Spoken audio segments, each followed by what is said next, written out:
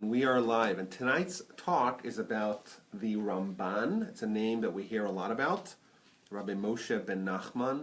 He's one of the great medieval commentators on the Torah, one of the great scholars in all of Jewish history, a towering figure, one of the most influential and voluminous scholars and teachers and writers of all time, someone who was vital and integral in the integration or ushering in Kabbalah into the mainstream, and one of the absolute shining stars of the medieval Jewish world, whose impact in his scholarship and his writings continues to shape the Jewish world today.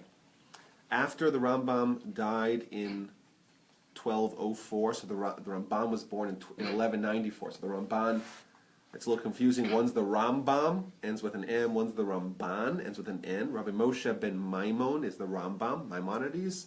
Rabbi Moshe ben Nachman is the Ramban, Nachmanides, and they overlapped for a little bit. The Ramban was 10 years old when the Rambam died. He eventually became the leader of all of Spanish Jewry. Essentially, he was probably the de facto leader of the Jewish people at the time. They simply called him Harab. In the 13th century, if you say Harab, the rabbi, there could be a lot of different rabbis, but when they said that term, without telling you which rabbi specifically you're talking about, they referred to the Ramban, Nachmanides, subject of tonight's talk. He was, of course, the future giants of Spain, the Rashba, Rabbi Shlomo ben Aderes, one of the most magnificent scholars of Jewish history, Rabbi Aaron Alevi the Ra'ah, who is the author perhaps of the Chinuch, Ben Kabais, amongst other books. He was their teacher, and he is a really fascinating individual and personality who lived a very remarkable life. I want to talk about his life tonight. He was born, like we said, a decade before the Rambam died, 1194, in the city of Girona, in the region of Catalonia in northeastern Spain, very close to Barcelona. Important to note, he came from a rabbinic family, and his extended family as well. His first cousin was the great Rabbeinu Yonah of Girona. We'll meet him in our story. The Ramban's mother and Rabbeinu Yonah's fathers were brother and sister, and they also became mechatanim. They also had their children marry each other, and the Ramban also had many other rabbis amongst his family. Now, from a very young age, the Ramban's absolute staggering brilliance was evident. We see this sometimes more pronounced than others, that some of these great giants, already from a very young age, are exceptional. They're off the chart. So we know the Ramban, he studied Kabbalah as a teenager, something we don't do today anymore. He also learned to practice medicine, like the Rambam before him. But most remarkable standout quality of the Ramban was his voluminous writings. He wrote on a bevy of subjects with astounding depth and breadth. And he began writing those magisterial works already from a very young age. So we spoke about in the past, the Rif, Rabbi Yitzchak Alfasi, who was the first of the Spanish Rishonim. He lived several hundred years before the Ramban. Now, he was unique because he was the first one to write a book of halacha based upon the Talmud. So if you open up the Talmud that we have over here, you'll notice at the end of every Talmud, there's the condensed, digest version of the Talmud written by the Rif, Rabbi Yitzchak Alfasi. Now, there were two books of the Talmud that he didn't write in, for whatever reason. Maybe he ran out of time or it was lost. Either way, they didn't have it. So the Ramban, at the age of 15, decides, you know what? It's been 200 years. No one's done it yet. I'll do it. At the age of 15, he fills in the gaps, and he writes, and we still have it today. Look at the back of the books of Nidarim.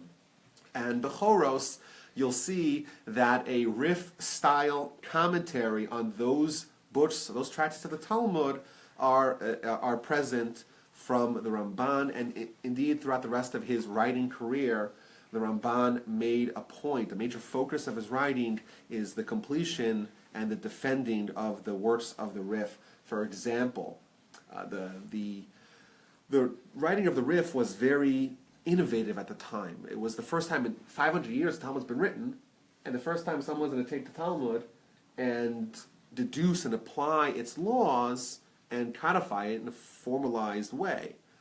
And he had some detractors. Most notable of them is Rabbeinu Zerachia. Rabbeinu Zerachia is one of the really interesting characters of the medieval time, but he was also a teenager when he wrote his critique of the Rif in very sharp, take no prisoners, no holds barred way. It's really remarkable. So he would take a various section of the Rif and he would argue with it and say, no, this is not correct, and he would try to fix the mistakes. So the Ramban, in an attempt to defend the Rif, he wrote a book called Milchamas Hashem, the Wars of Hashem. Which wars of Hashem are you talking about? Well, the war of importance of defending the Rif against the aggression and the attack of the Baal Hamor. He wrote a similar book called the Sefer HaZechus, the book of acquittal, acquitting the Rif from the halachic attacks brought upon him by the Raavad. And of course we'll discuss more of his writings in a little bit. The Ramban, he founded a famed institution, a yeshiva in Girona.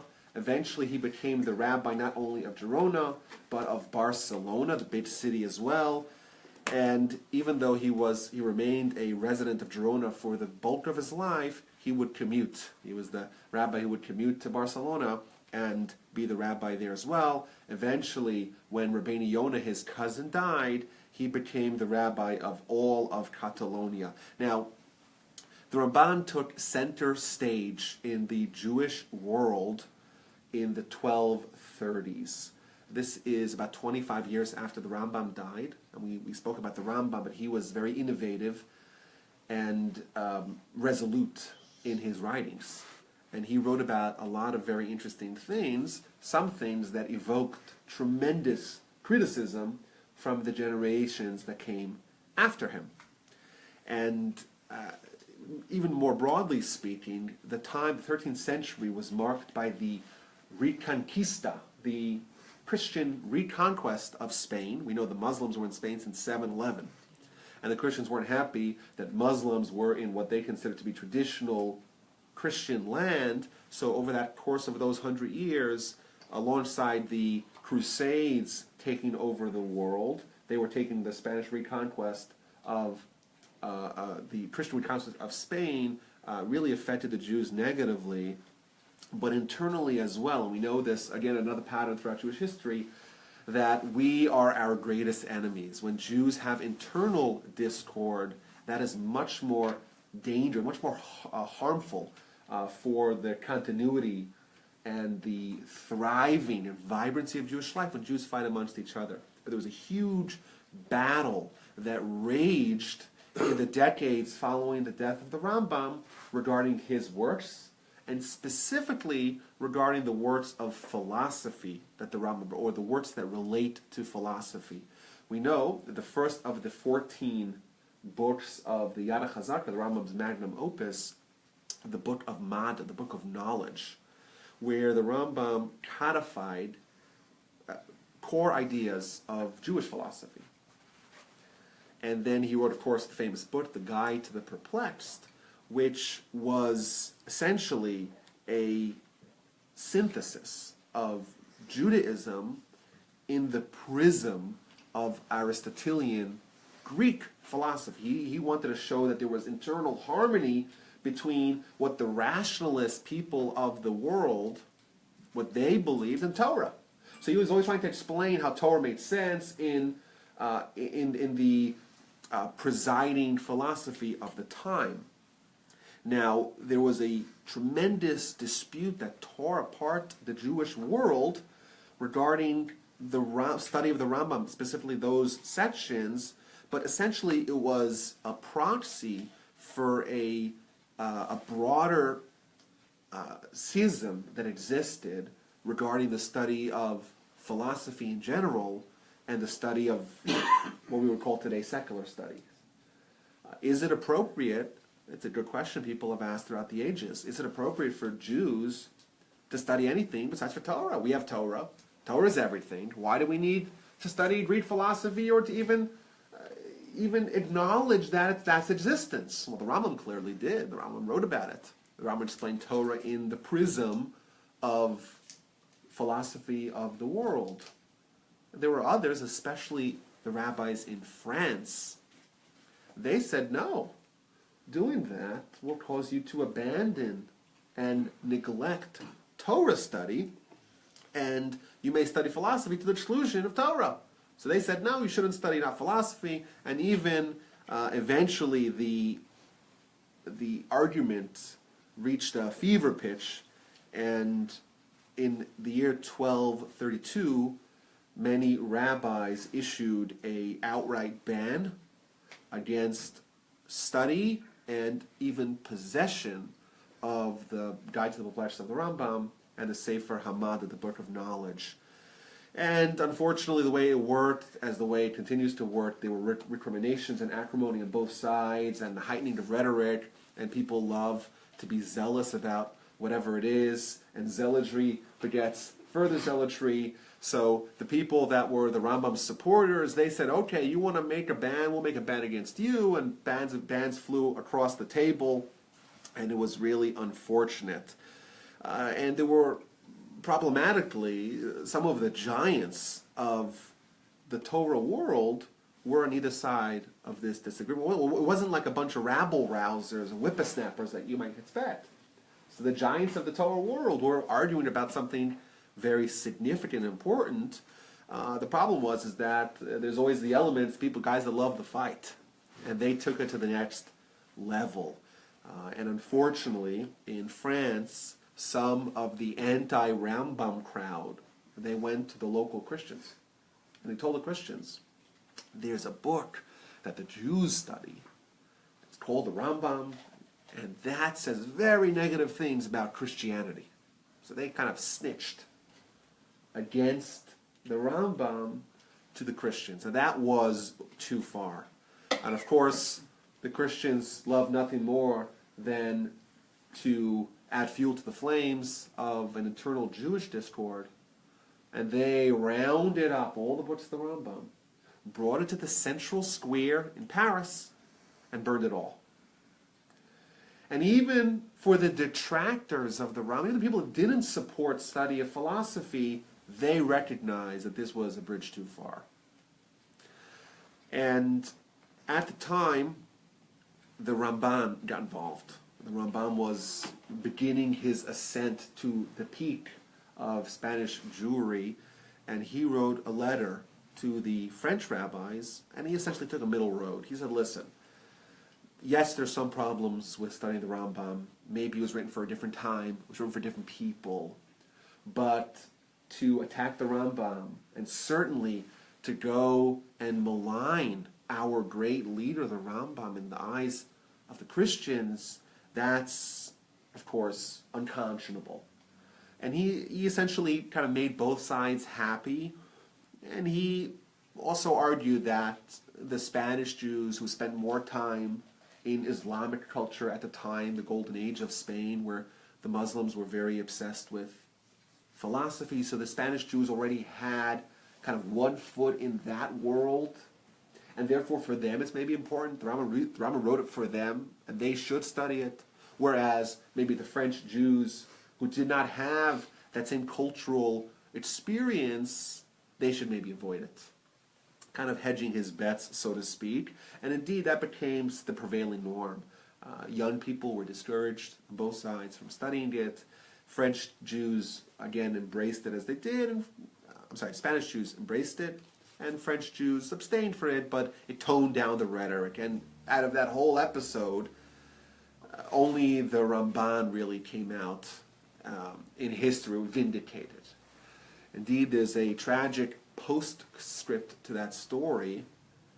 Once the Christians understood the impact of book burnings in 1244, so only a couple of years after they burnt all the Rambam's works, they seized all the works of the Talmud in France. And they said, well, you guys say the Rambam has problems against Christianity, the Talmud also does. They rounded up all the books of the Talmud, and in the very same location where a decade prior they had burnt the Rambam's books, they burnt 24 wagons full of Talmud at a time when Talmuds all had to be handwritten. So they essentially stripped the libraries of every yeshiva and every house of scholarship in France, effectively ending the Torah greatness of France. And Rabbeinu Yonah, the cousin of the Ramban and one of the headliners of the anti-Rambam campaign, he realized that he made a mistake. And he realized that the people were being punished by having their Talmud taken away from them, specifically because they maligned the works of the Rambam. He publicly confessed, publicly admitted his wrongdoing. He pledged to go to Israel, to prostrate himself upon the grave of the Rambam, to get 10 people and to repent for 7 days straight. He started the trip. Eventually, he didn't actually make it there. He got held up and eventually settled in southern Spain, where he became the great leader of the community and taught Torah there for the rest of his life. But he would make a point of always quoting the Rambam, always lauding the Rambam, and always just having the feeling of regret for what he had done. And it is told that the famous work, one of the 4 pillars of the Musar bookshelf, the book written by Rabbeinu Yonah, Sharei Tshuva, the Gates of Repentance, was written specifically as a method of atonement for his campaign against the Rambam. But either way, from that point on, the Ramban was a household name in Spain. Now I want to look at some of his writings because it's really staggering, and we could kind of go through them very quickly and just say, well, he wrote this and he wrote that, but each one of these books or series of books are monumental and changed the face of Jewish literature forever. So let's just give a little insight on what he did. So he wrote a commentary on the Talmud. And now, generally, throughout the medieval time, there was a huge influx in commentaries on the Talmud. And the Ramban's commentaries on the Talmud are something from a different world. Every word is measured. He wrote it very densely. And even his contemporaries noted that to read and understand what he wrote, you have to have keen, precise ear for subtleties. You have to take every word, because he wrote no words that were extra, and kind of boil it down. What does he mean, to get the insight of that tremendous commentary? It's actually a whole series on the Talmud. If that was his only literary accomplishment, he would be considered one of the all-time great scholars of Jewish history. But he wrote on a variety, a wide, dizzying variety of Jewish topics. For example, the Rambam wrote a book called the Sefer HaMitzvos, the Book of Mitzvos. In it, he delineates what is a mitzvah, what's not. We know the Talmud tells us there's 613 mitzvos, 613 categories of mitzvos, but it doesn't actually break down for us what's a mitzvah and what's a category of another mitzvah. It just says these are 613 mitzvos, and just that's what there is. So the Rambam, years prior, he organized, I can't remember, make a list, 248 positive mitzvos, 365 negative mitzvos. This is the list of mitzvos, and he begins that with 14 shorashim, his methodology of how he deduces what's a mitzvah, what's not a mitzvah. And the Ramban writes a response. We know already from prior the Ramban likes to respond to other books. And he writes a whole response, beginning with the introduction. He doesn't like the 14 shorashim of the Rambam. And indeed today you could get this book, the Book of Mitzvos. In the middle you have the Rambam. And then you have the Ramban and the margins attacking him. And then you have the other commentary, the other side of the Megillah Esther defending the Rambam. And then at the end of the whole book, the Rambam finishes in 613, says the Ramban, there's 34 mitzvahs the Rambam forgot. So he swaps out 34 of his 613 and puts in 34 of his own, 17 positive and 17 negative. So for example, some famous mitzvos where the Rambam and the Ramban disagree. To pray, is it a mitzvah to pray every day? Rambam says yes. Ramban says no. Prayer is a gift from God. It just means God will listen to us when we call out to Him. It's not a mitzvah, it's an opportunity. However, there is a mitzvah when someone is in peril, someone's endangered, someone is trapped in the foxhole. That's a mitzvah for them to pray. If they don't pray, it shows they don't have faith. One example. To live in Israel. Is it a mitzvah to live in Israel? We know at the end of the Ramban's life, he actually moved to Israel. He made Aliyah before there were subsidized flights with Nefesh B'Nefesh. So one of the list of the 34 mitzvahs that the Rambam forgot about, according to the Ramban, is the mitzvah of living in Israel. And he goes with a whole long essay that's very frequently quoted by the settler community, how it's a mitzvah, it's not just an opportunity, it's a mitzvah for us, even in present times, to not relinquish even 1 square inch of land of Israel. It's all ours, and it's a mitzvah for us to inhabit it and settle it. And if you wonder, what is this religious zeal that motivates settlers to live in very dangerous locations? It's this. It's a mitzvah of the Torah, one of the core mitzvahs, says the Ramban, to live in Israel, to settle it, and to not give up Jewish land to other nations. That's from the Ramban. The Ramban also says that it's a mitzvah for us to not forget Sinai. It's a mitzvah for us to not forget for even a moment that God exists. It's a mitzvah for us to remember what happened to Miriam. And he brings proofs for this. First says, don't forget Sinai, don't forget God, and don't forget what Hashem did to Miriam. Those are all examples. A fascinating book of scholarship. The Ramban wrote another book called Torah Sa'adam, the laws of man. And most famous for the last chapter. Last chapter, the Ramban is called Shar HaGmul, the gate of reward and punishment. In it, he discusses reward and punishment, Olam Haba, resurrection, all these core topics of Jewish faith and eschatology. He organizes, and he says some surprising things, like, for example, with regards to suffering. What's the purpose? Why do bad things happen to good people? Theodicy. It's a famous question.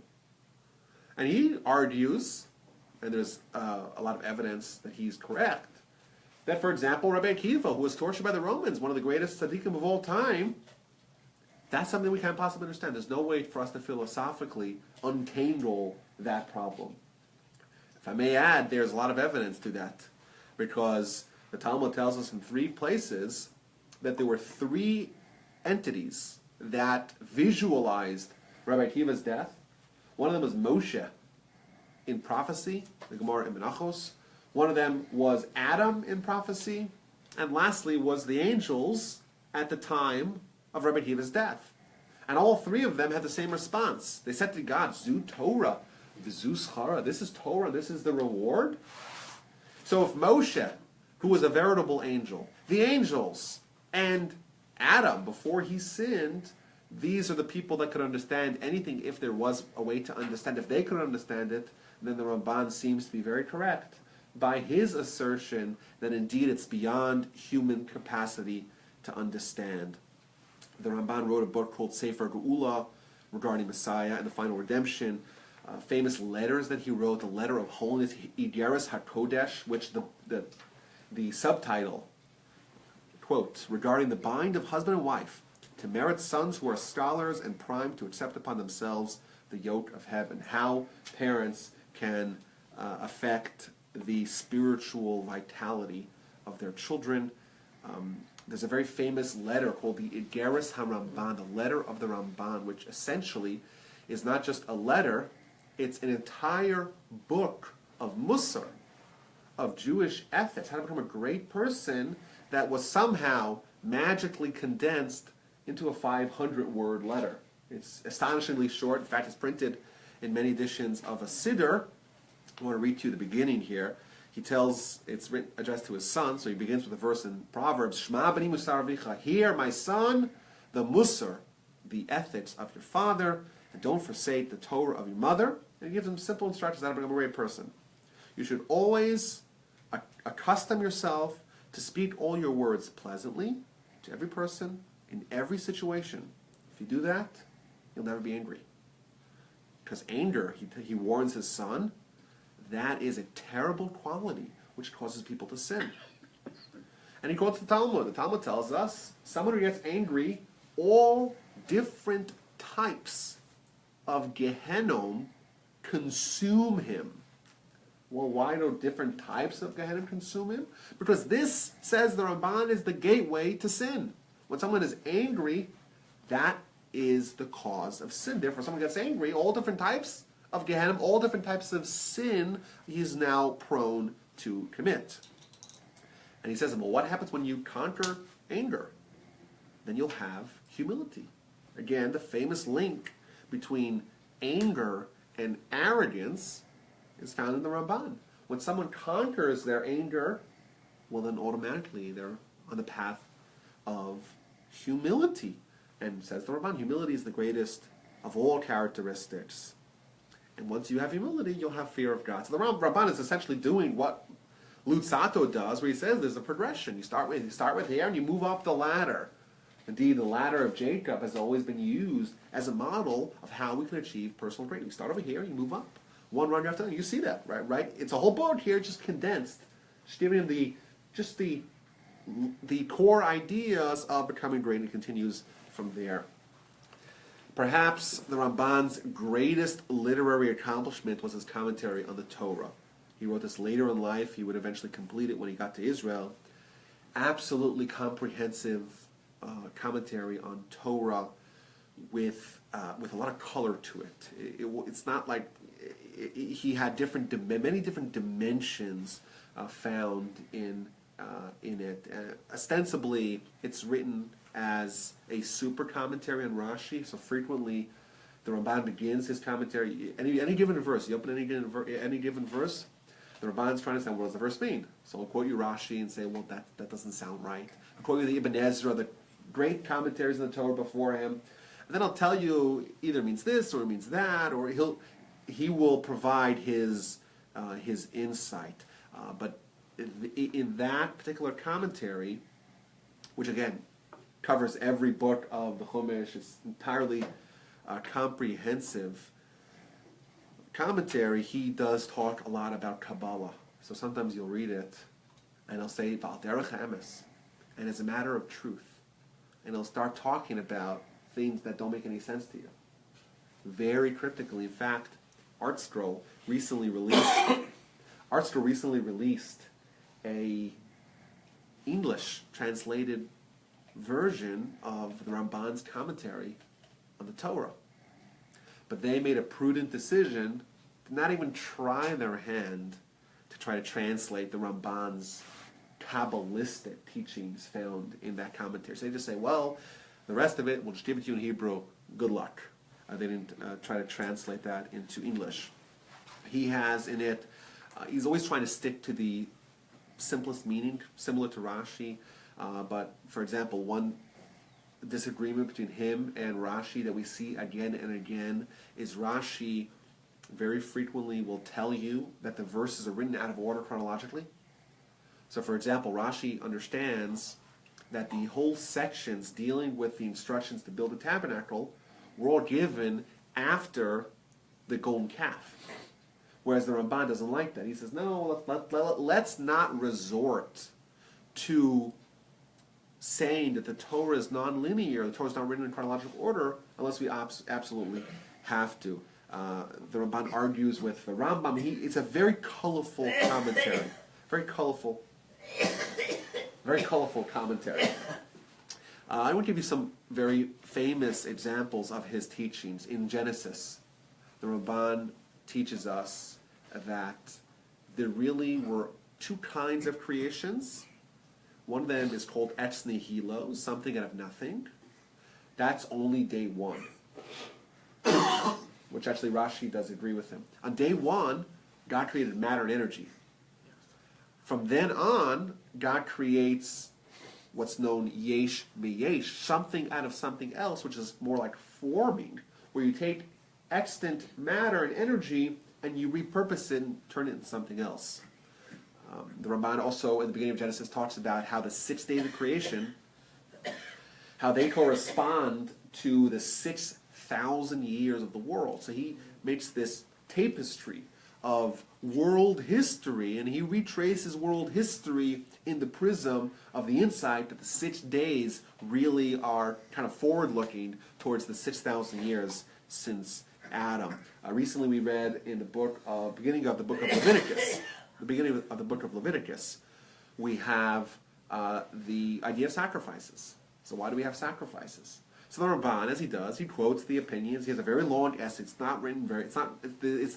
He didn't choose brevity on the top of his list of goals in this commentary. So he quotes the Rambam, and the Rambam tells us that the reason why we have sacrifices, or one of the Rambam's commentaries on sacrifices, the reason why we have them is because the method of worship that was prevalent in the idol worshipping world was sacrifices. So when God takes the Jews out of Israel, and the Jews embrace monotheism, worship of one God, God decided not to change the means of worship. Keep the means of worship, just have a kosher variety. So previously they were giving sacrifices to the pagans, now they'll give sacrifices to God. That's what the Rambam says in the Guide to the Perplexed. Says the Ramban, wait a minute, let's go back all the way to Noah. Noah, when he comes out of the comes out of the ark, what does he have? There's only 8 people around. There's no idolatry in the world. And one of the first things he does is bring sacrifices. So if sacrifices were just a means of finding a kosher outlet to a non-kosher habit, why would Noah do it? And he brings a whole series of such questions, and he tells us that the reason why there's sacrifices is all about repentance. And he illustrates it very beautifully. When a person sins, they bring a sacrifice. And what does he do? He takes the animal. And he's a live animal. He has to walk it all the way to the temple. He gets to the temple, he has to pray. He places both his hands atop the animal, and he has to verbally confess, and he has to see it being burned. And this is a very powerful and evocative experience for someone. The animal that they were walking there is now being killed. And they have to think about that the fact that they really, when they sinned, rebelled against God. God says do something and you say no. God says don't do something and you say I'm going to do it anyhow. It's treason. It's mutiny. You deserve to be killed. But God in his kindness says, you know what? I'm going to let you outsource the punishment to the animal. So you see the animal, and the animal's really, everything that's happened to the animal should be really happening to you. And that is going to hopefully propel a person to repent. And that's how we understand sacrifices broadly. Very powerful idea that Ramban shares with us in Leviticus. It would be remiss if I didn't quote the Ramban at the end of Parshas Bo, at the story of the Exodus. My grandfather of blessed memory, he would say that every Jew needs to know this Ramban by heart, because it's so central to our religion. And he starts off here. I'd like to read it as much of it as I could. I will tell you now a reason of many mitzvos. I'll tell you the reason why we do a lot of mitzvos. And he goes through history. He says, from the times of Enosh, Adam's grandson, people started having huge problems or huge corruption of faith. Some people would not believe that God exists. Some people believe that he exists, but he abandoned us. Others say that he exists, but he can't control, he doesn't know. All these various different forms of heresy, and they descended upon the world. And that, of course, is disastrous. That's disastrous, right? Because then there's no faith, there's no God in the world. That's what we call, there's a lack of tikkun olam. The world's corrupted. But when God loves a nation, and he decides that he wants to have these people represent him in the world, he does miracles for them. And of course he's referring to the miracles of the Exodus. And what does the miracle do? The miracle, it upends the perspective of the world. You see that nature does not have its own mandate.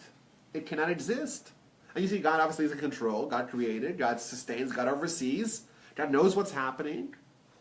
And all those lessons were taught to the Jews at the Exodus. Moreover, there was a prophet. And the prophet was there, and every event that happened that was against the laws of nature, they were all foretold by the prophet. And that creates faith for prophecy, i.e. Torah as well. And thus, at the Exodus, says the Ramban, what the people actually learned, they learned faith. But God does the miracle only once. There was all those 40 years of miracles, of course. But what about today? How do we have faith today? How do we know? Well, the answer is we have to go have this touch point with the Exodus all the time. You say Shema twice a day. What do you say in the Shema? You remember the Exodus. What you're doing is you're having a touch point with the previous experience that brought the faith clear. It's like if you go to visit the physician, most people don't say to look at his credentials. They don't say, show me your transcript. How do I know you're really a doctor? But let's say you have one of those really strange people that does do that. They go to the doctor, they inspect their credentials, they read their transcript, they look and examine the stamp on their diploma to make sure it's real. Okay, now we could trust that this person's legit. But you know what they do next time? Next time they visit, they don't ask to see the credentials again. Right? They already know. At the Exodus, says the Ramban, what the people learned, they saw God's credentials. They saw faith. It was clear. It was apparent. And therefore, many mitzvos are revisiting that.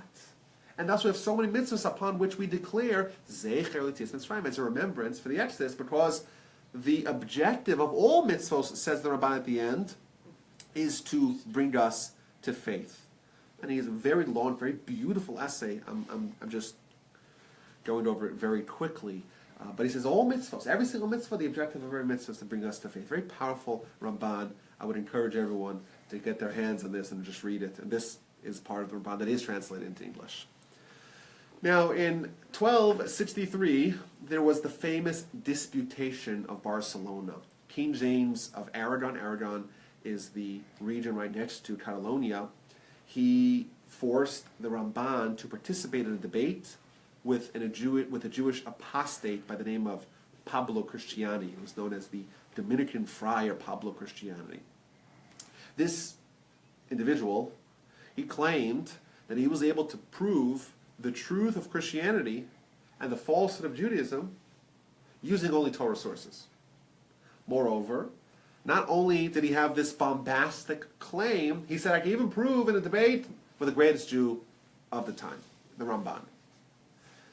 So the Ramban agreed to this debate on one condition, provided that he could speak freely. Normally, throughout history, when Jews were forced to debate, they couldn't respond to any of the claims. They had to be sitting there and just accept. It wasn't a fair argument. It wasn't it was a moderated debate in a way that they couldn't speak freely.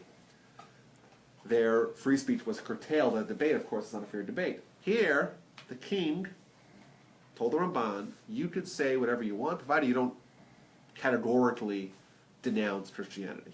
You just respond to the accusations and arguments of your opponent. Okay, so the Ramban agreed, and of course, over the series of a week of debates, he absolutely and categorically destroyed his opponent in a debate. He was so successful that at the conclusion of the debate, the king was so impressed that he gave him 300 gold coins, and he told him, never in my life have I seen someone who was so wrong argue his case so effectively. Oh boy. Now, in classic loser fashion, even though the Ramban absolutely trounced his opponent, the church, they went on to say that they won the debate. So that prompted the Ramban to write an account of all the arguments of that debate. So he wrote like the minutes almost. He said, we had this debate, and this friar Paul said this, and I responded like this, and he quotes it. You actually read it today. the book is still excellent. The Sefer Vikuach, or the Disputation of the Ramban, that's actually a book you can still read today. And it's remarkable just to read it, how clearly and convincingly the Ramban absolutely eviscerated him. I want to read you a quote here. Friar Paul began, this is a quote in English of the Ramban, saying he would prove from our Talmud that the Messiah, concerning whom the prophets testify, has already come, namely JC, of course. I replied, this is the Ramban talking, before we debate this, I asked, how is it possible? Indeed, while he was in Provence,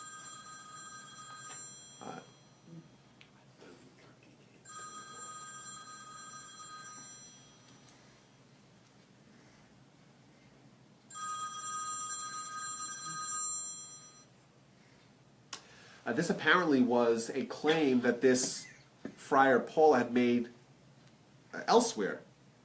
And says the Ramban, I'm surprised. Would he not answer me this one question? Does he mean to say that the sages of the Talmud believed that JC was the Messiah? And they believed that he was both simultaneously human and divine, as the Christians believe? However, and he says, just a simple question. When did JC live? He lived before the temple was destroyed. But the giants of the Talmud, like Rabbi Akiva and his friends, and Rabbi Judah the Prince, and Rabbi Nassim, they all lived after the destruction. And of course, Rav Ashi, who lived in the 5th century, he lived many, many years after JC and Christianity was well underway. If the sages believed that JC was the Messiah, and that his faith and religion were true, and if they wrote these things, why did they stay Jewish? This Jewish apostate had been so convinced by the Talmud that JC was the real Messiah and Christianity was correct that he abandoned Torah. And he says, well, the Talmud itself proves it. Well, if the Talmud proves it, why did the great rabbis who wrote the Talmud, why didn't they follow suit? If that's what they wrote in their Talmud.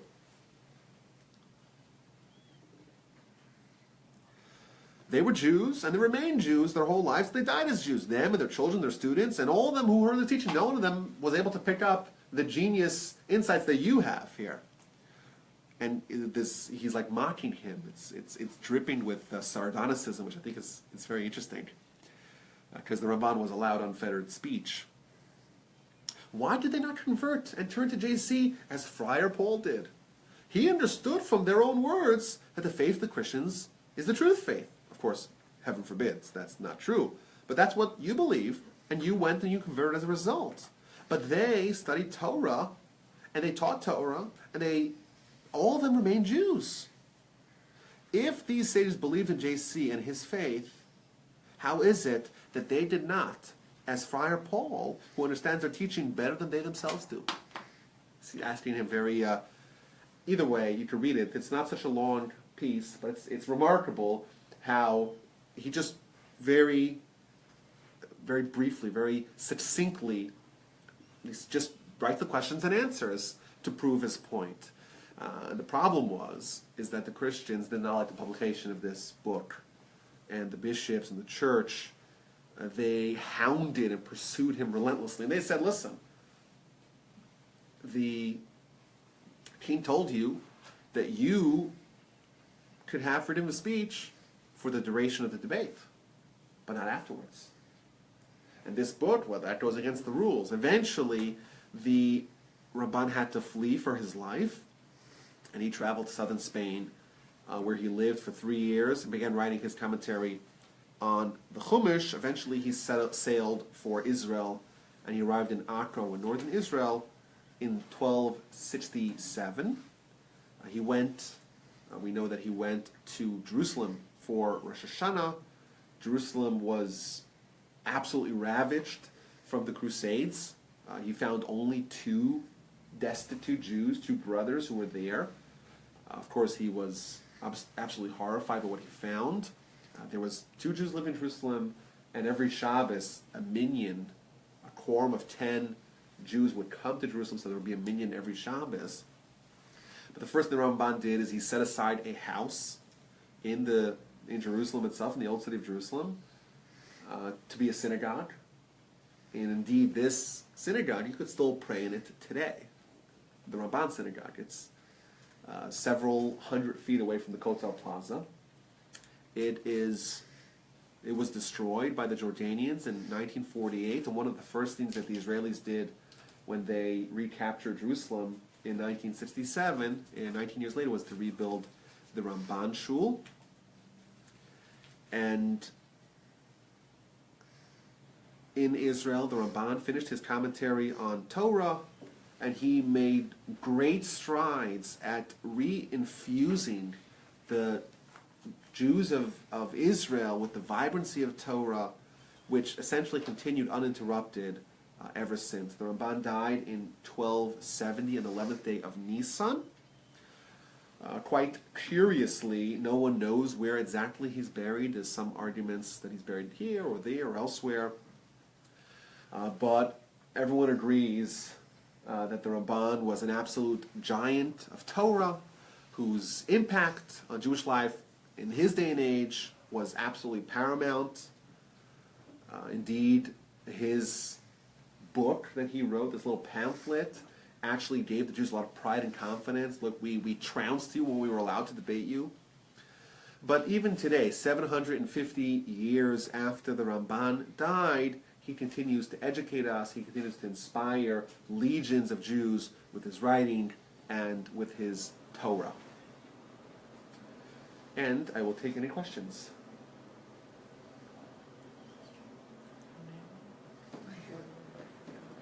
Go ahead.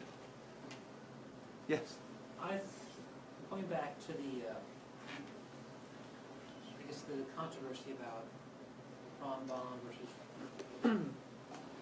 I thought that it was a biblical mitzvah against ratting out a Jew to a Christian. Yes. So they're violating the biblical mitzvah. Oh yes, absolutely. So but how those, can that be tolerated? yeah, that wasn't tolerated, but that was the fringe. That was a fringe group. That was not the rabbis who did that. That was the rabbis had a theoretical problem with the Rambam and said not to study it, but they would never go and snitch on him to the Christians. Even the Rambam's detractors were not okay with that move. Absolutely not. That was the whippersnappers. Those were the people who loved to fight for the sake of the fight, not for the sake of truth. You mentioned one of the rabbis who was upset that he was involved with that. Oh, afterwards when he realized his mistake. So what was his mistake? His mistake was that he recognized, he took it as a sign from God when the Talmud was burned in the same place that the Rambam's writings were burned, that he had made an error in opposing the Rambam. Remember, no one opposed the Rambam himself. They just opposed certain aspects of his writing. Oh, that was a rabbi? Oh yeah, that's Rabbi Yonah, one of the great rabbis of his time. So he wasn't a fringe rabbi? No, but he was the one who told the Christians about it. It just, there was a movement, an anti-Rambam movement. He was kind of the rabbinic force behind it, but some of the young rascals took it a step too far. So he didn't say Oh, of course it was not. His, Of course not, his yes. people under It wasn't him, his or people. It was just, followers. there was a debate, and people get rowdy with politics. Yeah. So he acted in haste and repented in leisure, didn't he? Because he spent all those years repenting. Oh yes, absolutely. After that, Was writing that all the those end of the things. Spanish Enlightenment after him? Well, the Spanish Enlightenment was already in its tail end, because once the When did they get expelled? After the Inquisition, they It was got expelled. 1492 they got yeah expelled. at the end of the 15th century, but They had the 300 golden age of Spain was already in its twilight at the time. So they had 300 more years in Spain, right? Well, the Jews did much better in Spain under the Muslims than they did under the Christians. That was kind of the turnover point where the Muslims were kicked out, but there was still the southern part of the land was still Islamic control. In Spain, this is where the Sephardic Jews were. Yes, Eastern Europe was where the Ashkenazis were. yes. How are interpretations that are possibly different from each other, how are those reconciled between, I'm guessing that Nachmanides was representative or influenced in part of the Sephardic element? How different was was that from maybe some interpretations from the overall Ashkenazi, and then how did this blend or work together? In Israel, the number of people were so small that. So this is a kind of a broad question of Yes. how customs diverge from each other and how halacha can be regional on certain matters. It's a broad question. I have given some talks on that, whole talks on that one question. So And those are available through so the send me an website? email. I'll send you the link. Okay, thank you. Okay, I look forward to seeing you next week. A very special topic next week. I'm not going to spoil it, but it's special. They are all special. Yeah, I was just gonna say that, they're all. Yeah, well, it's not in the same era. One thing I'll tell you, it's not in the same era. Right now, we're kind of getting to the end of the medieval time. It's a different era. That's all I'm going to say. One last question. The name again of the book where he recounts the difference of in arguments between him. Yeah, so you Google the Disputation of Barcelona if you want to find it. Disputation. Disputation of Barcelona. Okay, that was a lot of fun. I look forward to seeing you next week. Thank you, Rabbi. Yes, thank you. Everything